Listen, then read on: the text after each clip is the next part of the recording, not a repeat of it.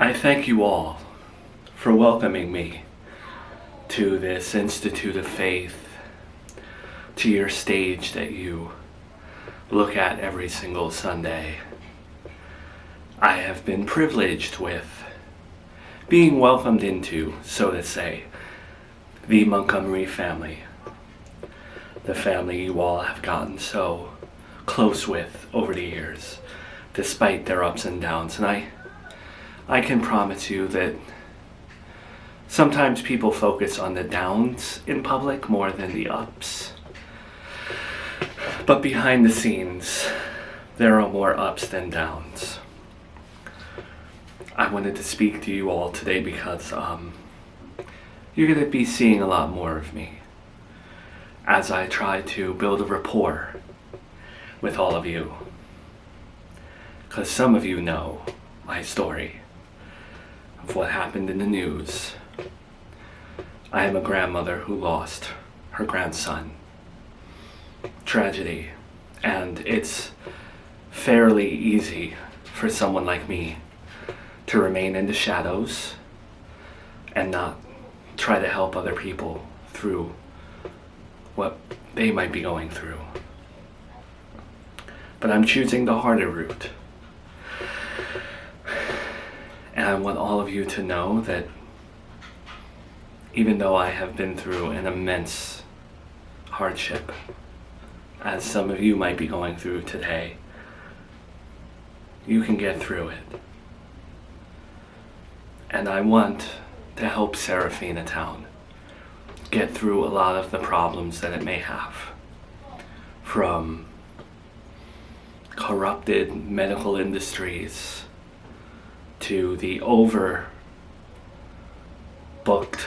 family court system, which is also understaffed, incompetent police officers. There are so many systems in this town that need fixing, and I may just be someone without a political background, or you name it, but I am one of you. I care about families. Every family should be strong, and every family should be united, because in Serafina Town, we are one big family.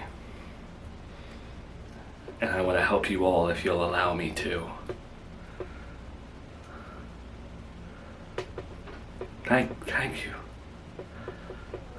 It's incredibly hard for me to explain, but the second that I started dating you, I knew without a shadow of a doubt that you were meant for great things. And great things were meant for you.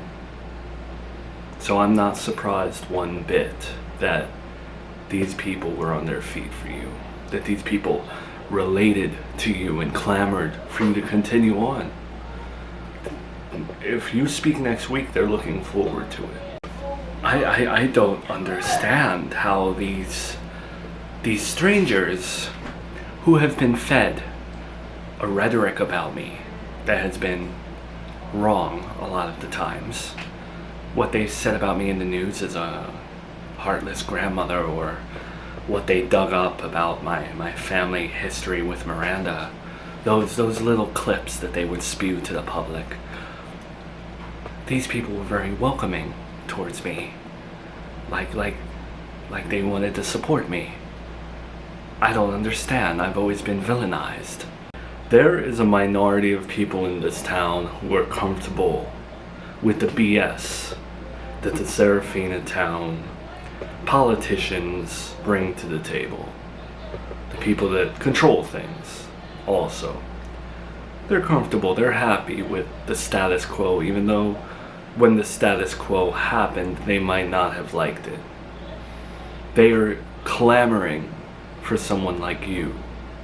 Someone who represents them, someone who has a strand of hair out of place, that knows struggle, that knows family and values, and could possibly change things for the better. They want that.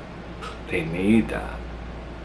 So I'm not surprised, but also you're real and you're authentic. that's what they want as well. Could it just be that your audience would like anyone that you put on the stage, and maybe because I'm dating you and after your divorce I look like some hero? Mill, I understand the years of having to deal with people who didn't see your potential. But it's 2025. You need to start giving yourself a little bit more credit for what you've survived. Not just lived through, but survived. It's hard. I don't feel like I deserve credit. I guess because for years no one really has appreciated me. When people need help in this family, I help them. And I am lucky if I get a thank you. Never did I think people were interested enough to support me or care about me helping. I could legitimately become the governor if there are more people like the ones in the pews out in Serafina Town. I could do this, no? Of course, 100% you can do this. You can go straight to the finish line and win. And roll over Serafina Town with a beautiful fist. With nails that just have a little bit of dirt under them because of what you've gone through. But are still beautiful to look at. I believe that you can lead this town into a better place. Places that maybe it's never seen before. But you're still gonna face your opposition. Don't forget that. There are still gonna be people who don't care for your values and don't care for what you want to change. I was prepared for the opposition. I was more prepared for hate, and honestly, I was more prepared for them to boo me today. I wasn't prepared for people liking me. That's where I think I'm going to falter. If there's anything that cost me this election, it's that. Explain it better to me though. What would cost you exactly? Because from where I'm standing, you have this in the palm of your hand. You're different. Well, as a mother, I'm not good with accepting. I know I say I want to be appreciated, but when people appreciate me, I often shut down. So I don't know how to go about having a fan base. For example, when they were applauding me, I was uncomfortable. I know I deserve it, but then I don't feel like I do. I get it. I kind of feel like I'm the same way. Maybe I can relate to you on that front. We'll work on it. You and me together. We'll change whatever you feel needs changing. You can do anything that you set your mind to. I believe that. So don't box yourself into something. You really think so? I don't think so. I know so. Thank you for building me up. Thank you for introducing me to something that I never thought I could do. The most people have ever done for me is get me a part-time job at a department store. You have turned me into a whole different person who feels like she's capable of absolutely anything. I owe you a lot. So I guess you're not going to be considering me as a killer anymore, right? Guess that scenario is out the window now. Absolutely not. I'm sorry I ever doubted you or threw that out there. You have turned into one of the best things that have ever happened to me.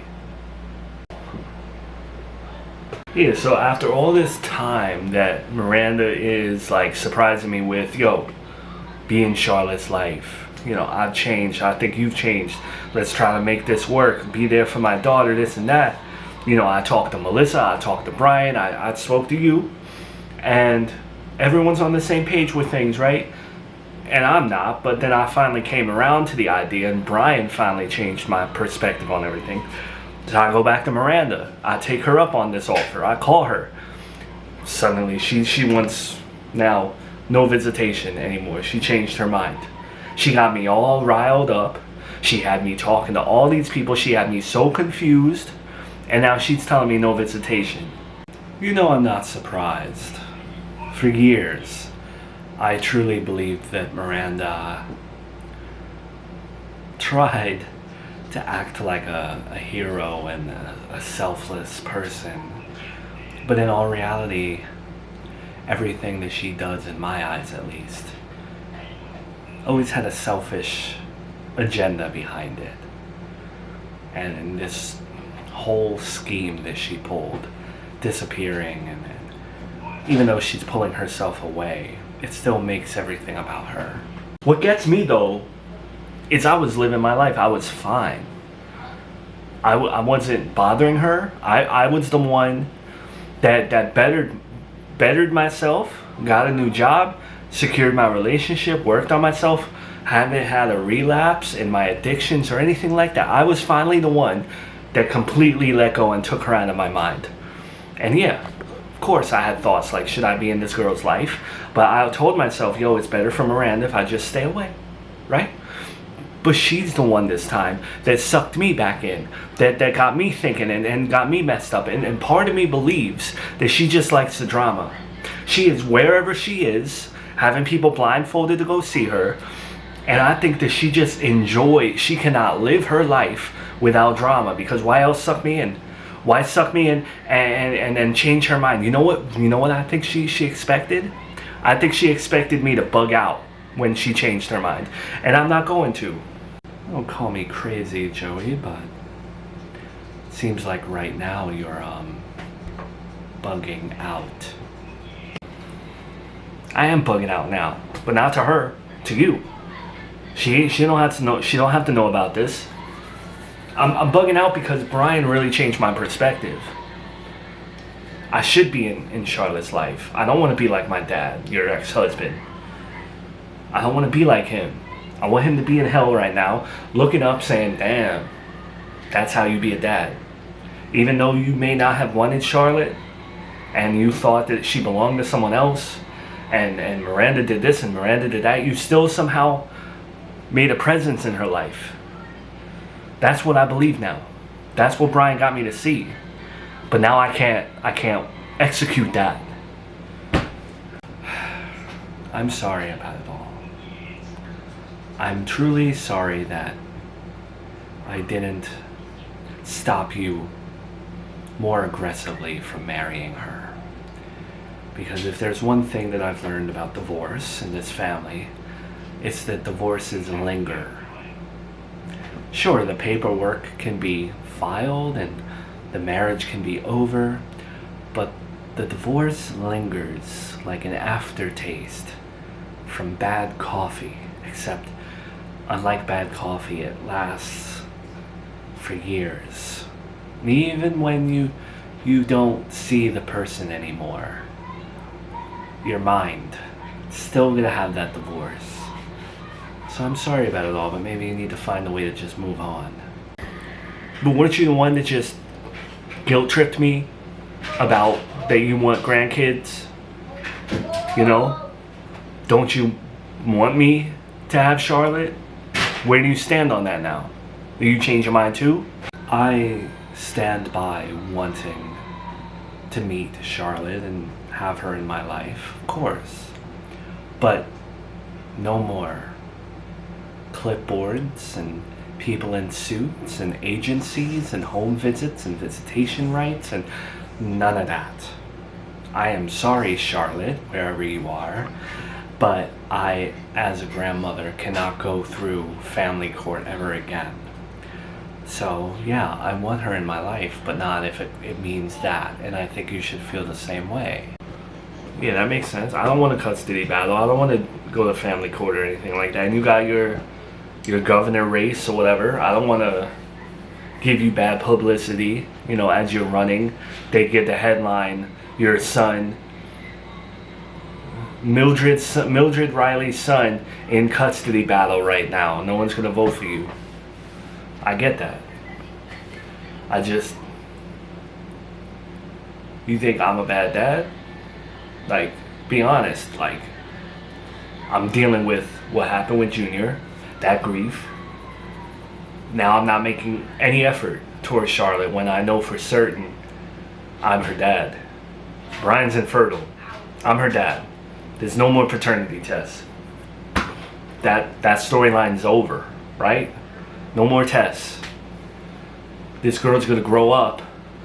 Where's dad? Why didn't dad want to hang out with me? You think Miranda's gonna tell the truth? If she's the person that she says she is, and I'm sure she still has a little fan base out there somewhere who don't feel betrayed that she just suddenly left them high and dry, I'm sure they would expect her to tell the truth to Charlotte when she gets older. If that's the person she says she is, then that's what she should do when her daughter comes to her and asks, "Where's my father and what happened with that?" Yeah, but she won't. She's not gonna. I mean, I don't know. She's not a liar, but she's gonna frame me bad, probably. And you know that if I don't have her in my life, Charlotte, you've been telling me you don't want me to have kids with Melissa, right? I told you, I'm fine with it. I have other things to worry about. I'm still always going to test Melissa. And I'm always going to want to make sure that she's the best for you. And if I disagree with something, I'm not going to bite my tongue. But what did she say about the wedding money now that I said it's okay? She says she doesn't want to accept the wedding money. She still said that. She still stands by that. What? Go ahead, say it. What? She's being difficult? She doesn't want to take the money because you know the perception that Jonathan has. Everyone and their mother except me thinks that he killed Junior, right? And they don't trust him. And your daughter, your precious daughter, is the one that's spewing this around. Hey, Gabby likes him now. Gabby apologized for her behavior. I think Gabby's actually trying to get close to Jonathan. I don't believe anything Gabby says anymore, man. But no, I wasn't talking about the wedding money and all that. I just want to know, what do I do about the Charlotte thing? I want to see her, but Miranda doesn't want me to see her. And I don't want to do the family court. I don't want to go down that rabbit hole. I don't know where the hell she even lives. So what do I do? Joey, why are you asking me? I don't know. I thought I knew how to defeat Miranda on many things, and I don't. She's not worth my time. You're my mom. You're supposed to know what to do. You always know what to do when it comes to the custody stuff. And also, I'm trying to help Brian out. Because if I can see Charlotte on a Saturday or a Sunday and I can let Brian come over and see her, that will make me feel like I'm living my life for a good reason. Like I'm doing something good in my life. I don't know how to go about dealing with any of this. Joey, I just made it clear I want Charlotte in my life. I would love a granddaughter in my life. But not if it means a custody battle. I have a campaign to focus on now. So what, this governor's race is going to make you care less about family and all those problems? Because just because you're running for governor and you be all fancy with it, doesn't mean that like the family problems are going to stop. I still have a wedding to plan. And I got to find money for that. But you still have a family. Right. But Miranda's being a bitch. So let's not have her in the family. Alright, well, your boyfriend said the same thing. Your boyfriend said don't pursue Miranda like that. Don't cause problems. Gabby wants me to leave Miranda alone. You want that. The only one that wants me to have Charlotte It's Brian, ironically. Melissa doesn't care. She's 50-50. I just don't want to feel like a bad dad. It's so hard to just like let it go.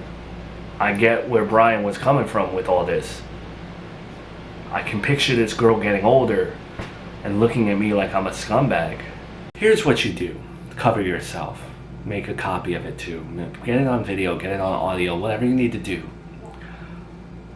Get Miranda to sign off on something that says, I do not want Joey in Charlotte's life.